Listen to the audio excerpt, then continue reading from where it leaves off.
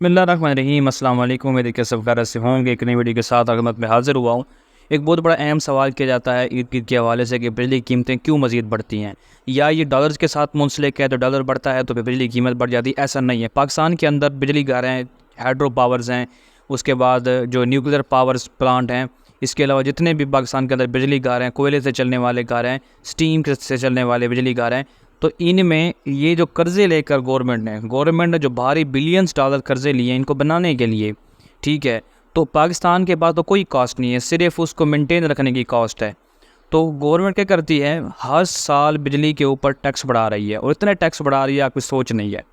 अब हो ये रहा है कि पिछले 1.5 साल से बड़ी बड़ी जो इंडस्ट्रीज़ हैं, बड़े बड़े जो हाउस होल्ड हवेलियाँ हैं, उनकी बिजली की खपत थी, जिनका बिल फ़र्दन कोई 10-15 लाख आता था, अब वो सोलर पे कन्वर्ट हो चुके हैं। भारी भरकम जो अदायगियाँ होती थी वो सोलर पे कन्वर्ट हो चुके हैं। अब क्या हो गया है कि 35% जो बिजली की खपत है वो कम हो चुकी है। अब गवर्नमेंट के पास 30% बिजली फ्री है, और कहा जा रहा है कि मज़ीद 5 सालों के अंदर तकरीबन 50% खपत ख़त्म हो जाएगी।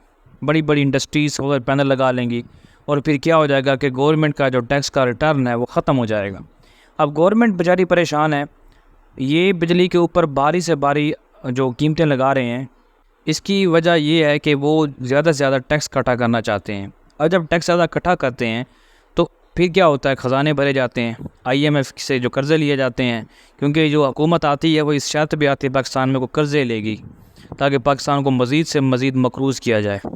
तो अभी ये तो आते हैं, पहले जो भी हुकूमत आएगी वो कर्ज़े लेगी आके, तो ये जो आके कर्ज़े लेते हैं, इन कर्ज़ों से होता क्या है, पाकिस्तान मज़ीद से मज़ीद डूबता जा रहा है, मज़ीद के मज़ीद नीचे जा रहा है। बिजली पर जो भारी टैक्स गवर्नमेंट लगा रही है वो ख़जाने भरे जा रहे हैं। बाकी बिजली की कीमत बढ़ने से क्या कहते हैं, इस कॉस्ट का कोई फ़र्क नहीं है। अगर जेन्युइन तरीके से अगर आप देखें तो 2 रुपये या 3 रुपये यूनिट बिजली पड़ती है, लेकिन उसके ऊपर 300% टैक्स लगाने का मतलब ये है कि आवाम की जेब से पैसा निकालना।